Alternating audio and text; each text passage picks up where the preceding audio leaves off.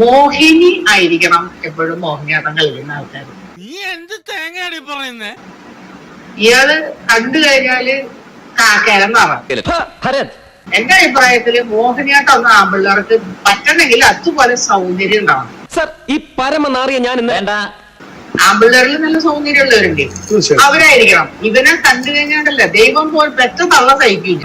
അടിച്ചു നിന്റെ 32 പല്ലും കാണുന്ന കാലിൽ താഴ്ത്തും.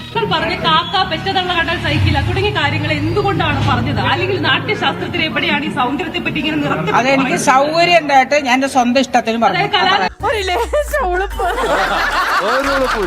കുട്ടിക്ക് ഒരു കറുത്തൊരു കുട്ടിക്ക് ഈ മോഹിനിയാട്ടം പഠിച്ച് മത്സരത്തിൽ പങ്കെടുക്കാനോ താങ്കളുടെ അഭിപ്രായ പ്രകാരം? അല്ല, അഭിപ്രായ പ്രകാരം ഞാൻ നേരത്തെ പറഞ്ഞ പോലെ മേക്കപ്പ് ചെയ്ത് വൃത്തിയാക്കുന്ന കുറെ പയ്യന്മാര് ഇറങ്ങിയിട്ടുണ്ട്.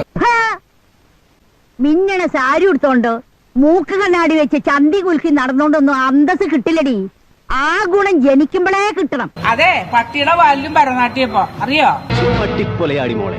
ഇപ്പോ കറുത്തൊരു കുട്ടിക്ക് എന്താ നൃത്തം പഠിക്കാൻ പറ്റില്ലേ? എന്താ ഇവര് പറയുന്നത്? ഇവർ വെളുത്തിരിക്കുന്നോണ്ടാണോ? വെള്ളം കിട്ട് ഇറങ്ങിയിരിക്കുന്നു മരക്കഴുത. ഇവർ പറയുന്ന വെളുത്തവൻ എന്ന് പറയുന്ന സവർണൻ, കറുത്തവൻ എന്ന് പറയുമ്പോൾ നമുക്കറിയാലോ. അപ്പോൾ കൃത്യമായിട്ട് ഈ വാക്കുകളിൽ അതിന്റെ ജാത്യ ആക്ഷേപം തന്നെയാണ് ഇതിൽ അടങ്ങിയിരിക്കുന്നത്.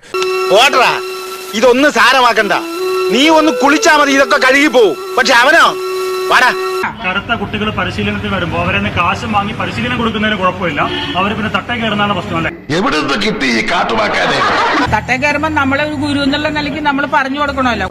പോക്കിരിത്തരം കാണിച്ചു പിന്നെ നിന്ന് മറ്റേ വർത്താനം പറയുന്നു. അവരുടെ മുഖത്തുള്ള സൗന്ദര്യം എന്ന് പറയുന്നത് മേക്കപ്പ് ഇടുമ്പോൾ വരുന്നതിനെ അല്ല സൗന്ദര്യം എന്ന് പറയുന്നത്. പിന്നെ അല്ലാതെ എങ്ങനെയാ? മനസ്സിലായി.